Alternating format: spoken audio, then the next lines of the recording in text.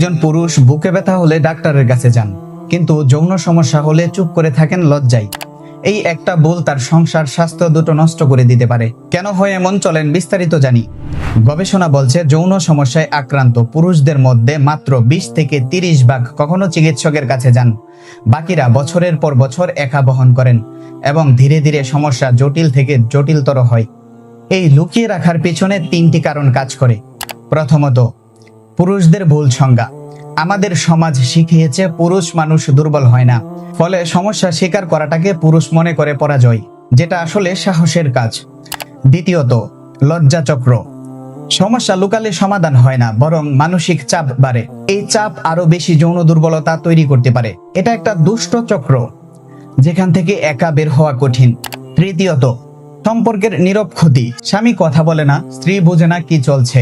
স্ত্রী ভাবছে সে হয়তো আমাকে চায় না, স্বামী ভাবছে সে বুঝবে না। এই দুইটি ভুল সম্পর্ক ভিতর থেকে ফাঁকা করে দেয়।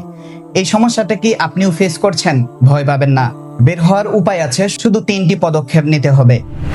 1. স্বীকার করুন। নিজের কাছে সৎ হওয়াটা প্রথম চিকিৎসা। সমস্যা আছে মানে আপনি দুর্বল না, আপনি মানুষ। 2. চিকিৎসকের কাছে যান। যৌন দুর্বলতার বেশিরভাগ কারণ শারীরিক। ডায়াবেটিস, উচ্চ রক্তচাপ, হরমোনের সমস্যা, এইগুলো ধরা পড়লে চিকিৎসা সম্ভব। 3. স্ত্রীকে জানান। বিশ্বাস করুন, যে স্ত্রী আপনাকে ভালোবাসে তিনি বিচার করবেন না, বরং পাশে থাকবে।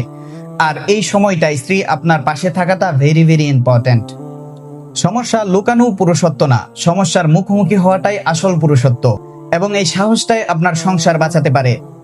Many relationships do not end because of problem. They end because of silence. Dear friends, I am your familiar face, Dr. MD Zubair Ahmed.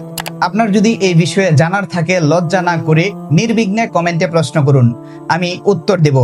ভালো থাকুন, সুস্থ থাকুন। নিয়মিত স্বাস্থ্য টিপস পেতে পেজটি ফলো করতে ভুলবেন না কিন্তু। ধন্যবাদ।